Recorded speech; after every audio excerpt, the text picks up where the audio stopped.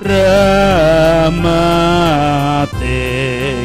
Gusti lan siyeng Sang Rama wa panunggiling Roh Suci umbrah ing kawula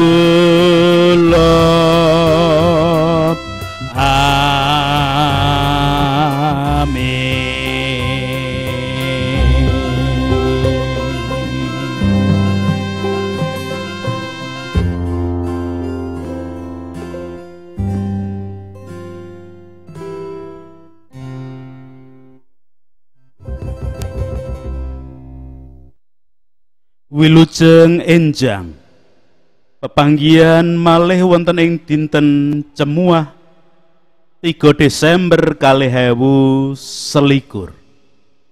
tamtu kanthi tansah ngraosaken sih pitulung sih kanugrahaning Gusti ingkang tansah kebabar ing saben ari. Kita badhe nyatunggilaken raos, nyatunggilaken manah, nyatunggilaken gesang saha wekdal sak wetahipun wonten ing pakempalan pandonga warganing brayatipun Allah.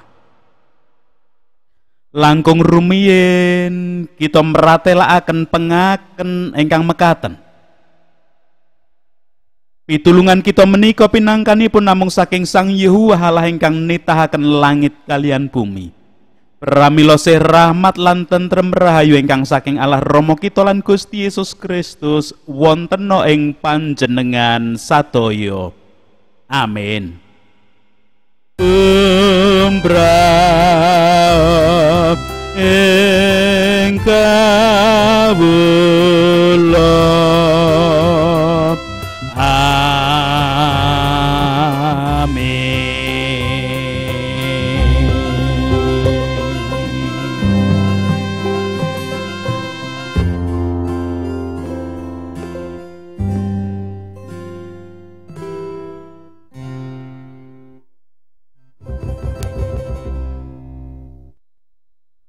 warganing brayatipun Allah wonten ing reseping pangandika suci dinten menika kita migunakaken jejer saha irah-irahan ing pitutur luhur Jawi sapa weruh ing panuju sasat sugih pager wesi. Sepisan malih sapa weruh ing panuju sasat sugih pager wesi. Warganing brayatipun Allah weruh ing pitutur luhur Jawi menika ngemu teges mangertos kanthi saestu utawi ing basa Indonesia memahami betul. Mboten namung mangertos sakleraman awit merangguli utawi kepanggih namung sepisan. Menawi kagambaraken ing sesambetan kadya sesambetaning tiang sesemahan ingkang mangertos njaba jerone. Mboten namung sacara bleger ing paraupan ingkang ganteng, manis, ayu, nanging ugi mangertos bab sifat menapa dene karakteripun. Menapa ingkang dipun mangertosi saking pitutur luhur Jawi kala wau sapa weruh ing panuju. Tegesipun mangertos panuju. Napa to panuju ingkang kamaksud? Panuju ingkang kamaksud inggih menika menapa ingkang dipun tuju. Sapa weruh ing panuju ateges sinten tiyang ingkang mangertos bab tujuaning gesang. Selajengipun warganing brayatipun Allah bab pager wesi. Pager wesi menika benteng ingkang kadamel saking wesi. Tamtu wesi ing mriki dados gegambaran bab barang ingkang atos saha kiyat boten saged dipun tembus dening gaman ingkang landhep pisan. Ing jaman rumiyin tiang perang utawi tiang memengsahan menika migunakaken gaman ingkang landhep. Dede bedil utawi pistol kados dene jaman sakmenika napa dene bom. Dene tameng ingkang kaangge menika kadamel saking wesi kanthi pengangkah supados gaman ingkang kaantemaken boten saged nembus tumraping tiang ingkang mbekta tameng. Menawi pager ingkang kamaksud tentu langkung wiyar malih pangertosanipun tinimbang kalian tamenging perang. Menawi tameng menika paedahipun namung namengi tiang setunggal, dene menawi pager menika bentengi tumraping griya ingkang isinipun boten namung tiang setunggal langkung saking setunggal, malah boten namung tiang ingkang dipun bentengi nanging ugi barang-barang ingkang wonten ing sak nglebeting griya. Warganing brayatipun Allah, sapa weruh ing panuju sasat sugih pager wesi, ateges tiyang ingkang mangertos bab tujuaning gesang, bebasan badhe sugih benteng utawi kathah ingkang bentengi. Menawi dipun tegesi kanthi cara langkung lebet, ngemu pangertosan sok sintena tiang ingkang gadhahi pengajeng-ajeng sejati, cita-cita luhur badhe tansah tinuntun marginipun. Pengajeng-ajenging gesang menika estunipun ugi dados benteng ingkang badhe nuntun lampah supados lempeng ngantos saged nggayuh menapa ingkang dipun ajeng-ajeng, menapa ingkang dados cita-citaning gesang. Kados-kados wonten memori bawah sadar ingkang tansah ngemutaken ing sedaya perkawis lan lampahing gesang, menapa kemawon kedah tansah tumuju ing pangajeng-ajeng ingkang sejati kala wau. Ing padatan tumraping kadang taruna muda, kadya paribasan ing basa Indonesia, di mana ada kemauan di situ pasti ada jalan.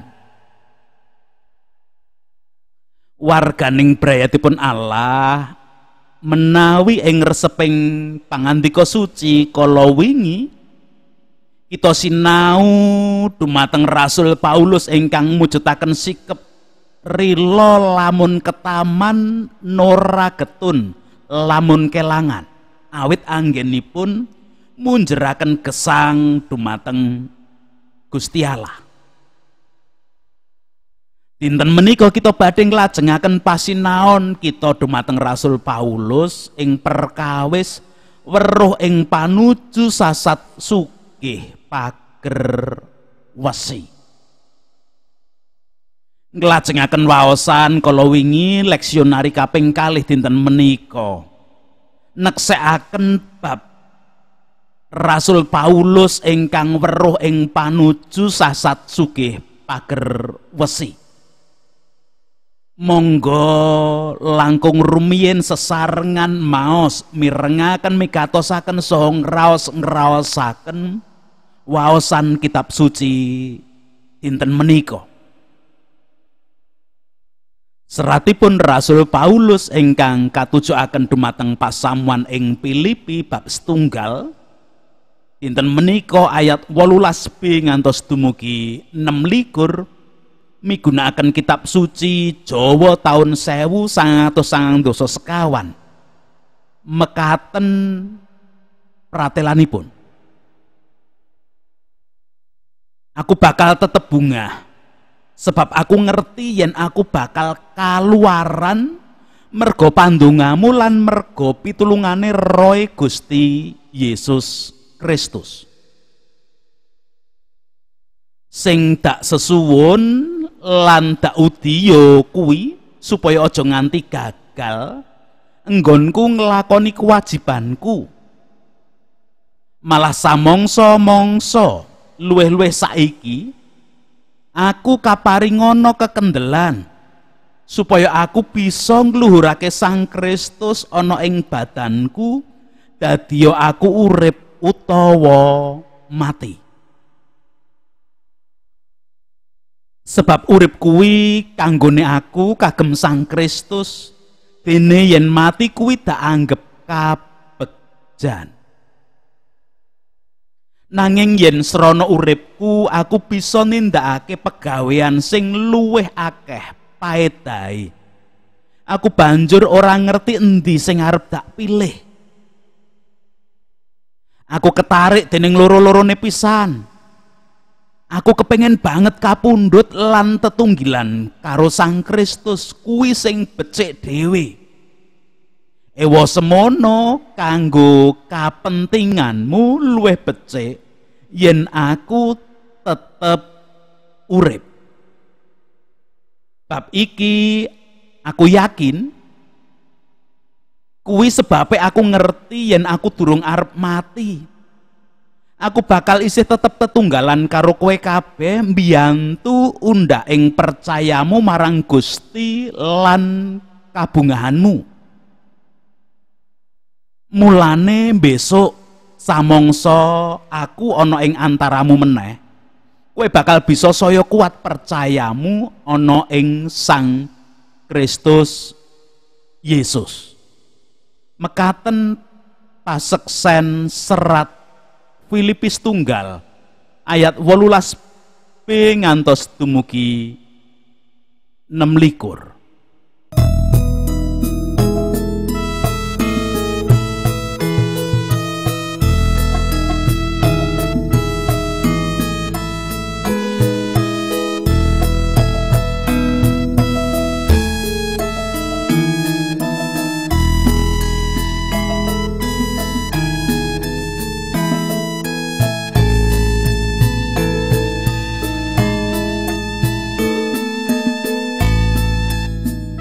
Isinya kabar kabingahan pinangseten dening Pangeran kadya srana suka piwulan margine kautama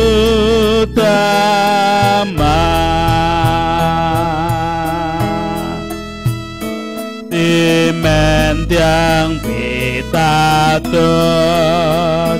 tansah rumantos bangun turut Gusti tresnani sesami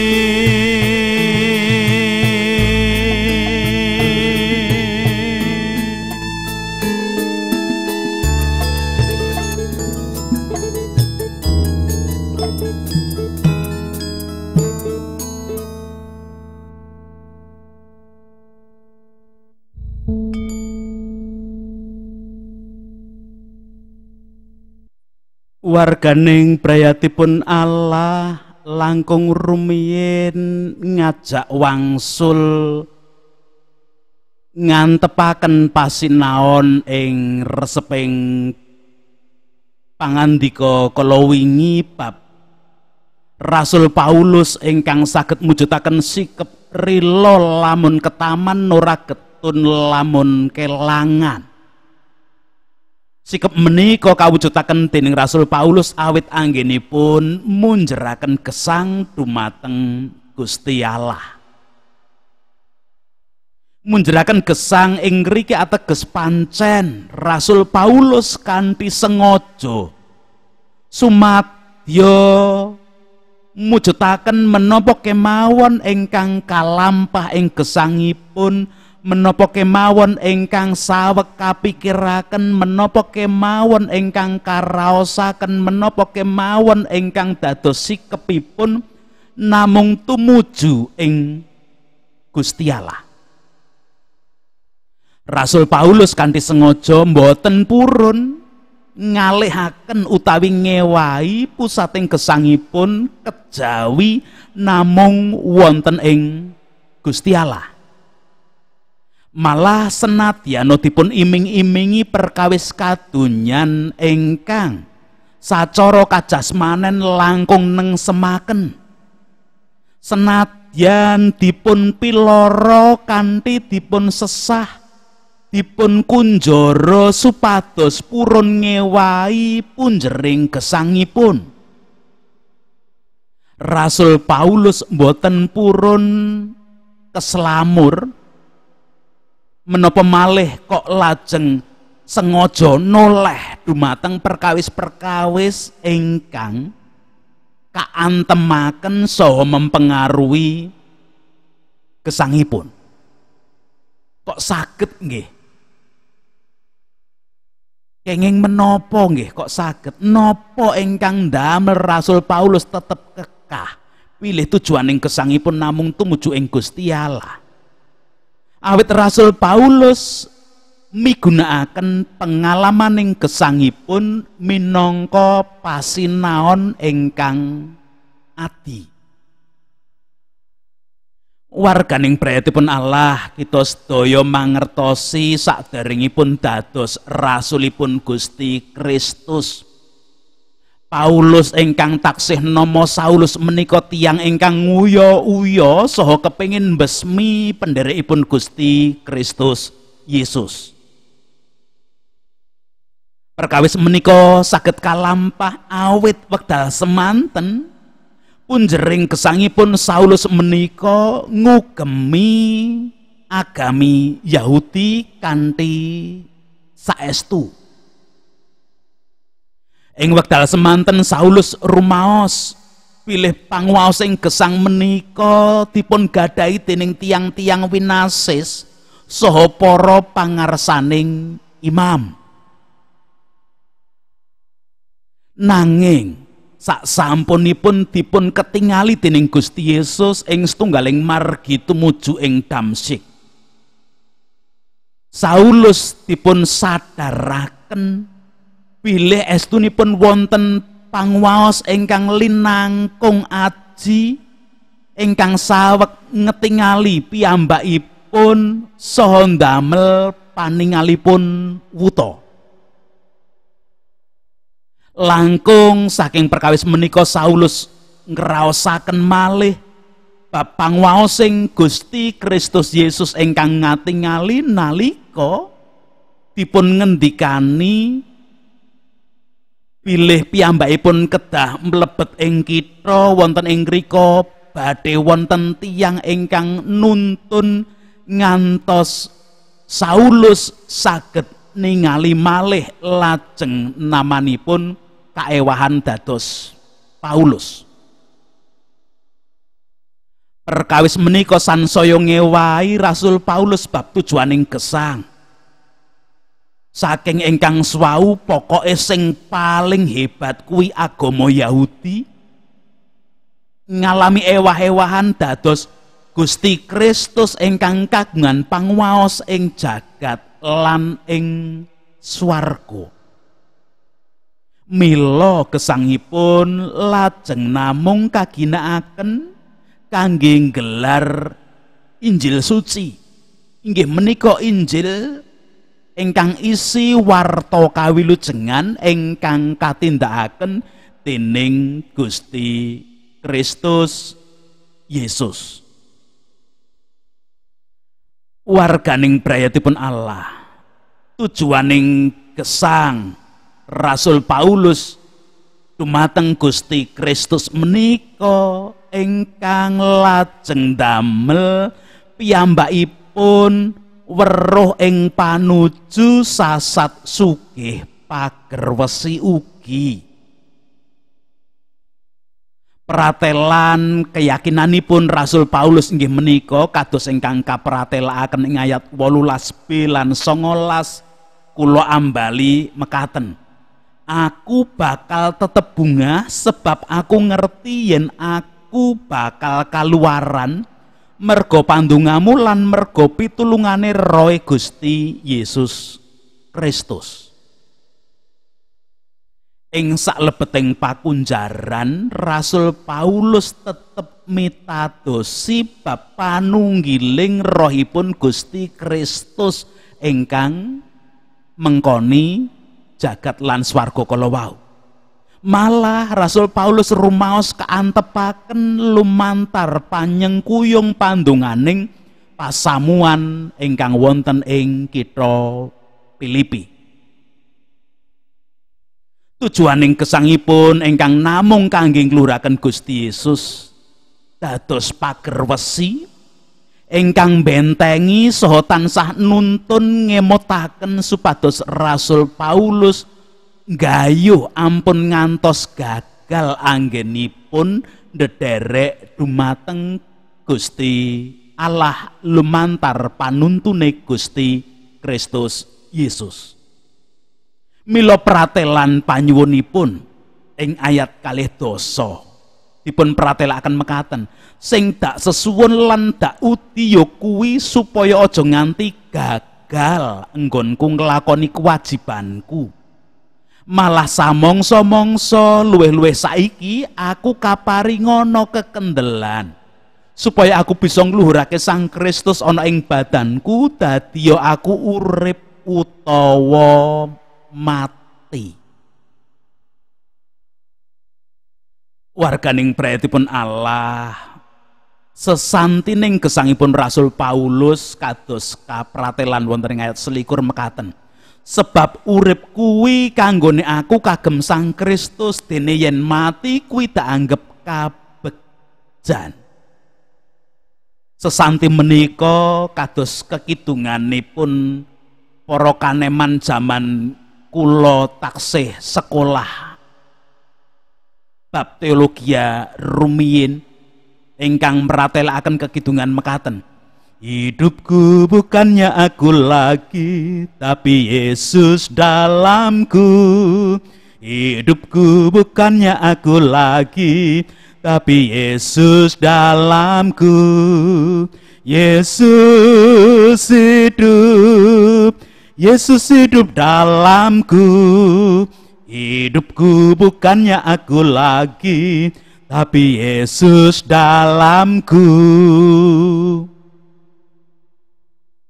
Gesang ingkang namung dipun kuwaosi dening Gusti Kristus Yesus, kadayan dening Gusti Kristus Yesus, mila namung kagem ngluhuraken asmanipun Gusti Kristus Yesus. Saestu elok nalika Paulus sampun manggihaken saha mangertosi bab tujuaning gesangipun. Samudaya kaudi kababar kawujudaken kangge tujuaning gesangipun. Ngantos dite kanikmataning diri malih ingkang kaudi. Kanikmataning gesang karaosaken dening Rasul Paulus nalika gesangipun dipun kuwaosi dening Gusti Kristus lan Gusti Kristus tansah dedalem ing manahipun. Pratelan ing ayat 21, nanging yen srana uripku aku bisa nindakake pegawean sing luwih akeh paedahe, aku banjur ora ngerti endi sing arep tak pilih.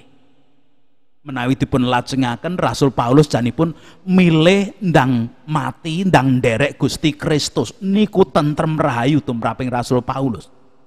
Nanging nyatanipun menawi taksih kaparingan wewengan wekdal gesang kagem muji ngluhuraken Gusti Kristus, gesangipun menika namung awit pangwaosipun Gusti Kristus.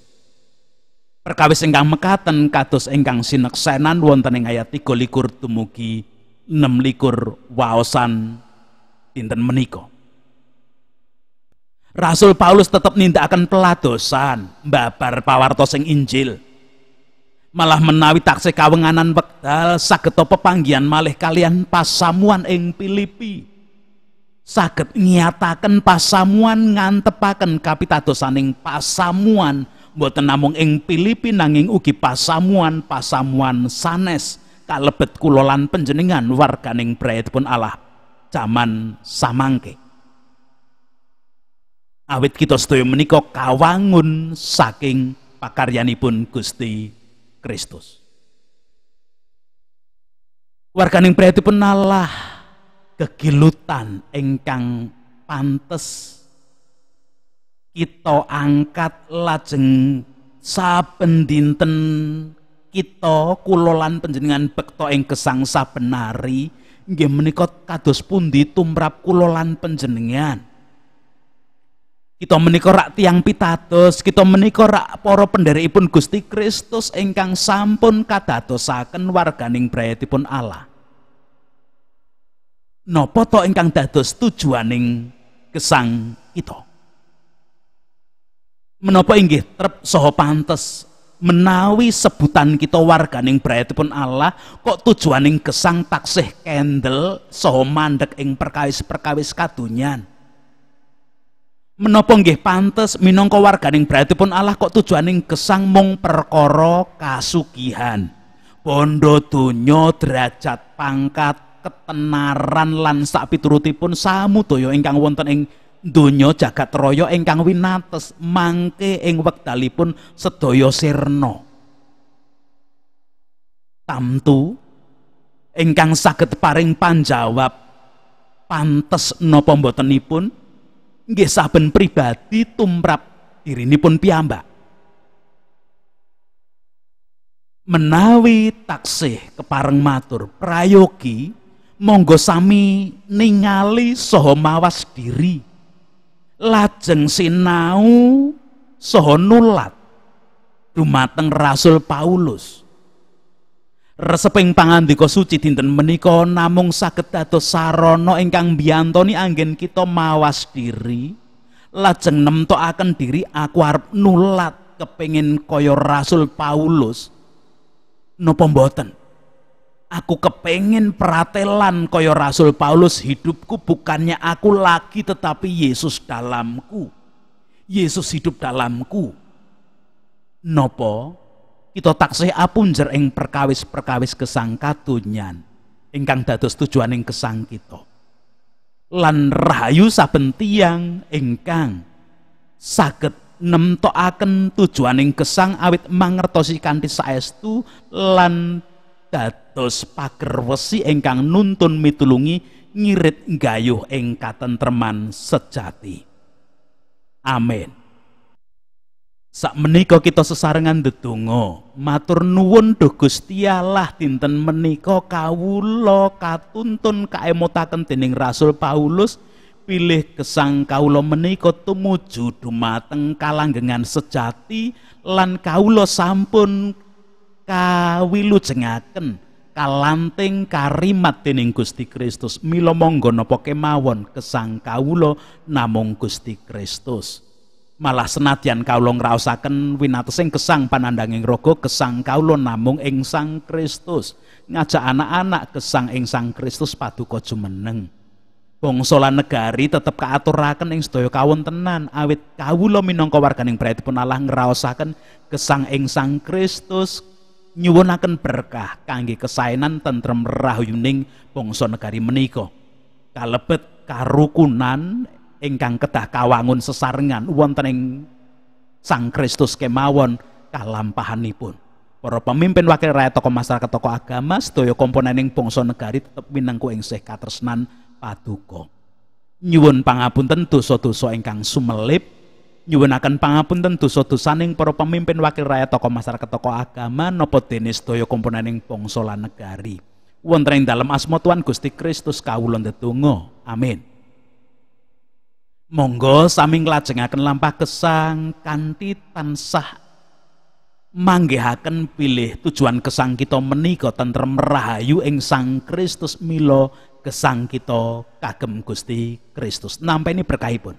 Seramatipun Allah Sang Rama tuwin tentrem rahayunipun Gusti Kristus Yesus panunggiling Sang Roh Suci tumrah ndayani nyaketaken saben warganing brahatipun Allah munjeraken gesang dumateng Gusti Allah ing Sang Kristus. Amin.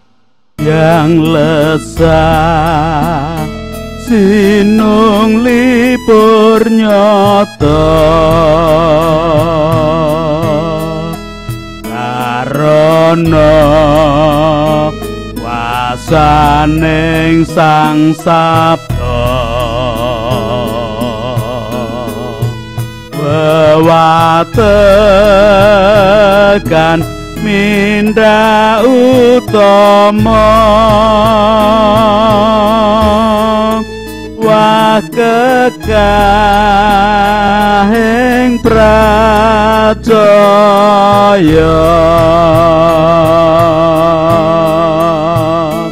imen tiang pitados tansah arumantos bangun turut Gusti tresnani sesami